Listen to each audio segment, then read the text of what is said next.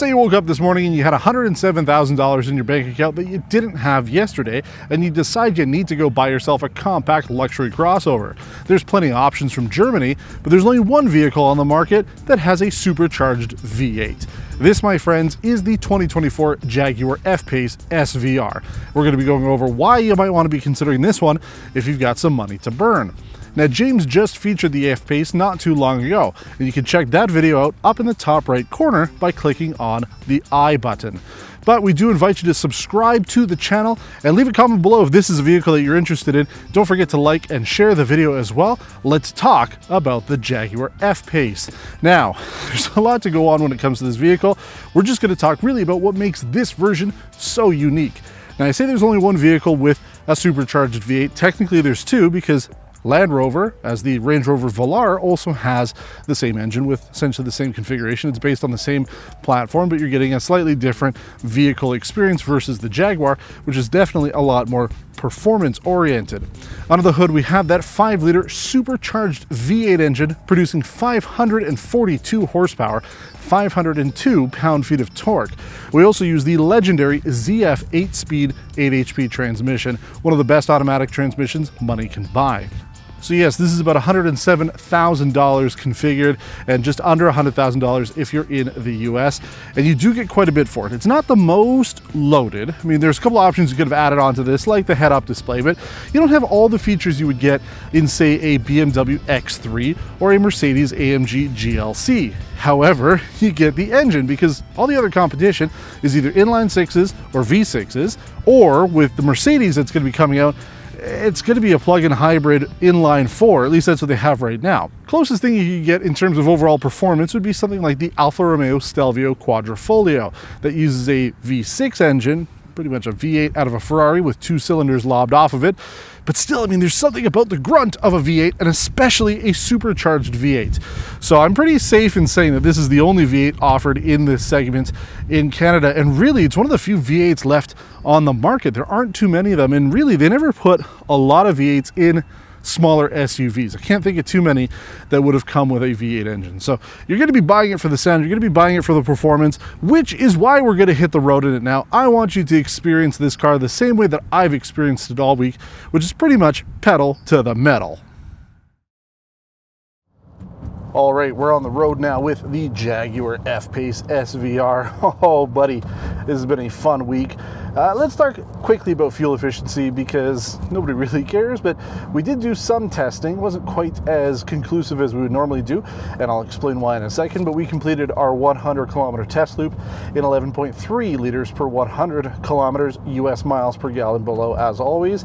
And the reason why that wasn't conclusive was because I was coming home from a family trip, so I had 3 people in the car plus a bunch of luggage. So car was much heavier than it would normally be, and then let's be honest, I can't keep this thing in eco mode. It has to be in dynamic, which is their sport mode, the entire time. So it's probably going to be a little bit better if you keep it in eco mode, if you keep the drivetrain in drive instead of sport. Then yeah, I mean, maybe it could do like 10-ish or something, but I ain't getting that. Right now we're getting 15.9, and I think that's pretty good considering this is a supercharged V8. Now, let's talk a little bit about this car. Oh my God, James was talking about this when he had the F-Type. It uses pretty much the same engine. It's a supercharged V8, not quite the same because this is technically a P500 and the F-Type gets a P575, but this is still a phenomenal amount of power in a vehicle like this. And it feels different than if you were to have, you know, a twin turbo V6, or if you were to take a plug-in hybrid, you know, use electric power to get you up to speed and stuff like that.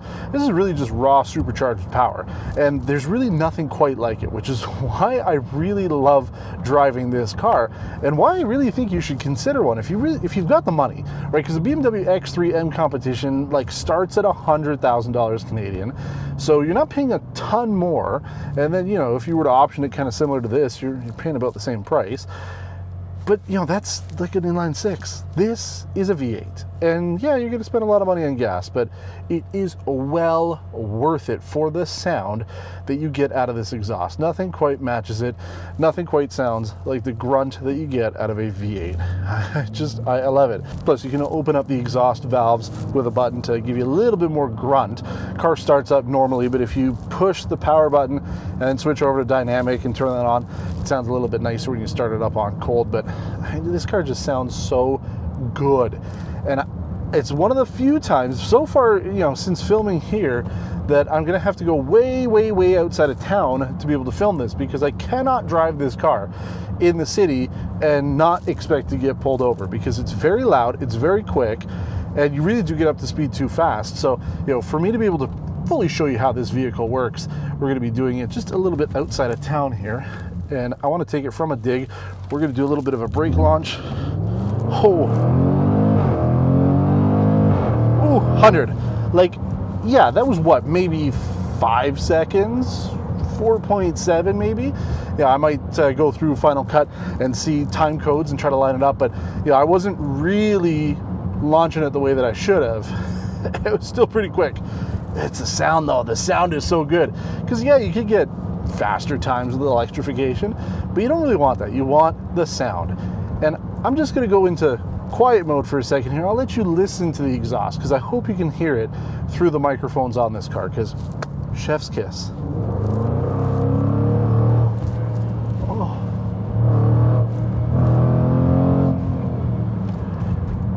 Oh, it's just so good. So good.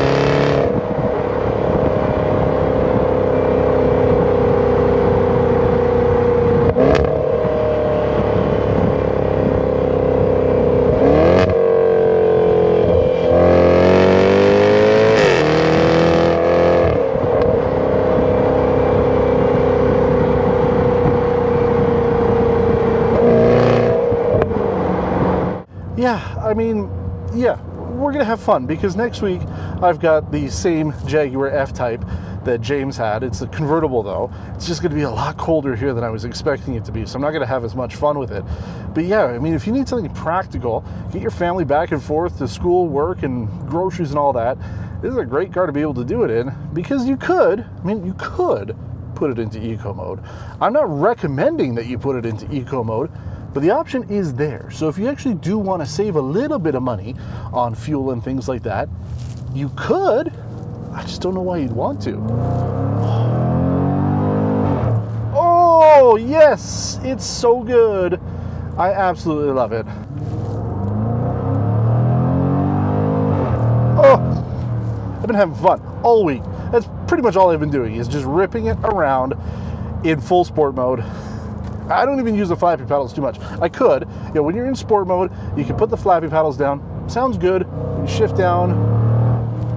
Oh, there's like some blipping if you let go of the exhaust, you know, burning off the fuel. All the fun stuff that you would expect to get. Oh, man, it just, like, you know you've arrived. Oh, yes. Yes, but I don't use the flappy paddles. Like, the car does a pretty good job. Like, that's why I love the ZF8 Speed, because it just does the job for me. Oh, yes. Oh, goodbye global warming. I am adding to the CO2. I am adding to the ozone degradation. But it's okay. I'll have a couple electric cars later this year. I'll even it out.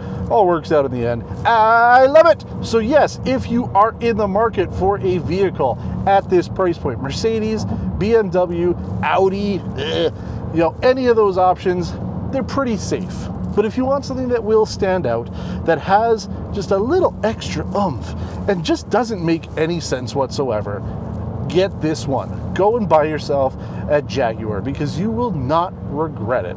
I have been enjoying my time with it, even though it kind of blends in this Eiger gray, however you pronounce it, Eiger, I don't know, it kind of just blends in. There's plenty of different colors you can get with this vehicle that would make you stand out, but if you're looking for a stealth type of vehicle, here you go.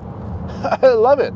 I love it. I'll touch on a couple small things just before we wrap up, because obviously it's fun to rip it around, but if you're actually in the market to buy this, a couple things that you'll want to know. So seats overall for a big guy like me, they fit. I'm not quite as comfortable as I would be in some other vehicles, but when it comes to sport seats, these are good. So I do like them. They are supportive. The back seats also have sort of the sport seats in there, so that's fun to have. Overall space is pretty good. I do fit in the back seat, and the trunk space is really good as well. So compared to other compact luxury crossovers, there's no problems there. As I mentioned, you could have gotten a head-up display with this. We've got 360 cameras, heated and ventilated front seats, all of that stuff.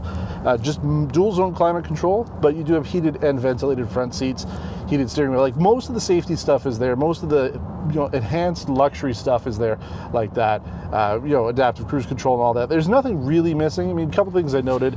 It doesn't appear that there's a way to automatically open up the trunk, at least by kicking it. Would have been handy, because I did bring some larger items home, and it would have been nice to have that. Aside from that, though, you're not missing too much. Rear seats, there's not much there. Heat, that's about it. A couple air vents, but there's no tri-zone or quad zone climate control. So, a couple things like that this vehicle doesn't have. So if you're looking for a all-around performance family vehicle, it's still good, right? You might find something a little bit better with the Mercedes or the BMW. But if you are looking for that ultimate grunt and performance and you don't really care about the people in the back seat, then this makes the most sense. But aside from that, I mean, there's nothing that I've come to fault about this vehicle. I really do like it. I'm really happy I had the opportunity to drive it, because this was a vehicle that, I kind of would have skipped over if I hadn't realized just how fun it was, based on James enjoying the one that he had before, even as a base model. So yeah, I'm definitely glad that I had a chance to drive this one. But as I mentioned, as we always try to get back to people in the comments. We're always in there. We're replying to any questions you might have. So if there's something you'd like to know about this vehicle, please let us know. We'll do our best to get back to you. We did invite you to subscribe to the channel, and I know a lot of people who are watching are not, so we do invite you to do it, because we do have a lot of awesome content coming up. We've got 3 hosts here on Test Drive, so I'm sure there's something that you'll be interested in, even if it's not every single week. There's a lot of stuff that we're going to be doing, so definitely check it out. But thanks for watching, and until next time, take care.